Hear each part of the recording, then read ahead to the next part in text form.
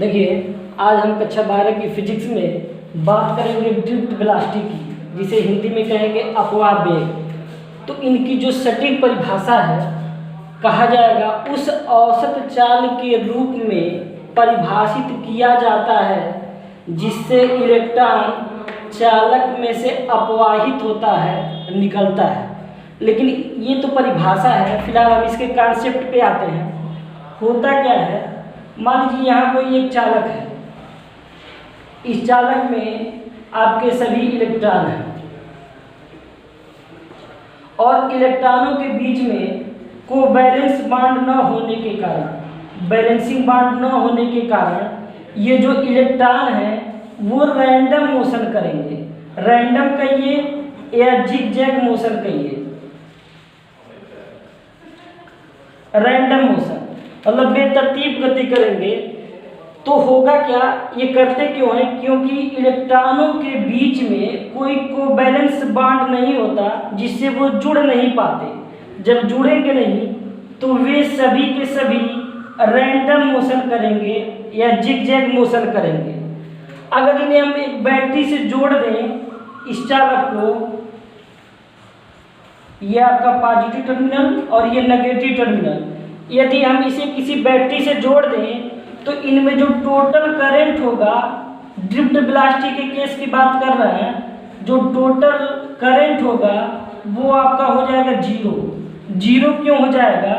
क्योंकि कुछ इलेक्ट्रॉन इधर की तरफ जा रहे, हो सकता था कुछ इलेक्ट्रॉन इधर की तरफ आए, तो वे एक दूसरे को कैंसिल कर देते हैं। तो ये तो रहा ड्रिफ्ट वेलोसिटी का कंसेप्ट। लेकिन जो सटीक परिभाषा है, हम कहेंगे उस औसत चाल के रूप में परिभाषित किया जाता है जिससे इलेक्ट्रॉन चालक में से अपवाहित होता है।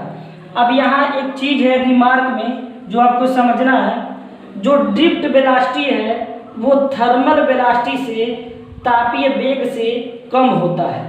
और अगला जो हमारा इसी में रिमार्क है, रैंडम मोशन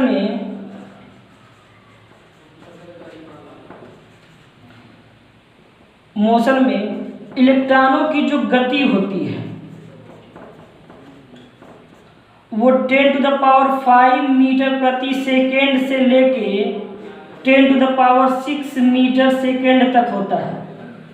एक बार फिर समझिए, इन जो ये रैंडम मोशन कर रहा है इलेक्ट्रॉन, इनकी जो गति होती है वो 10⁵ मीटर प्रति सेकेंड से लेके 10⁶ मीटर सेकेंड तक होता है। फिर इसी में अगला जो है, किसी इलेक्ट्रॉन का जो ड्रिफ्ट वेलोसिटी होगा, और ड्रिफ्ट वेलोसिटी आप जानते हैं औसत है भाई, सबको जोड़ के जितने इलेक्ट्रॉन रहेंगे उससे भाग दे देंगे तो आपका औसत निकल जाएगा। वो होता है आपका 10⁻⁻⁴ मीटर प्रति सेकेंड। एक बार फिर समझिए, ड्रिफ्ट वेलोसिटी जो होता है वो थर्मल वेलोसिटी से कम होगा। दूसरा जो पॉइंट है, रैंडम मोशन में जो इलेक्ट्रॉनों की गति होगी वो 10⁵ मीटर प्रति सेकेंड से लेके 10⁶ मीटर प्रति सेकेंड। अब कोई इसे प्रकाश की चाल से तुलना नहीं करेगा, वो होता था 3 × 10⁸ मीटर प्रति सेकेंड। अगर आप कोई ऐसा समझता है तो वो गलत माना जाएगा। ये एक औसत है। औसत के बारे में थोड़ा सा समझिए। जैसे पहले इलेक्ट्रॉन की सपोज करिए वेलोसिटी u1, दूसरे की u2, तीसरे की u3, ऐसे n इलेक्ट्रॉन हो तो un और जितने नंबर ऑफ इलेक्ट्रॉन हैं डिवाइड कर देंगे तो औसत निकल जाएगा, औसत वेग। इस औसत वेग को ही हम लोग अपवाह वेग कहते हैं।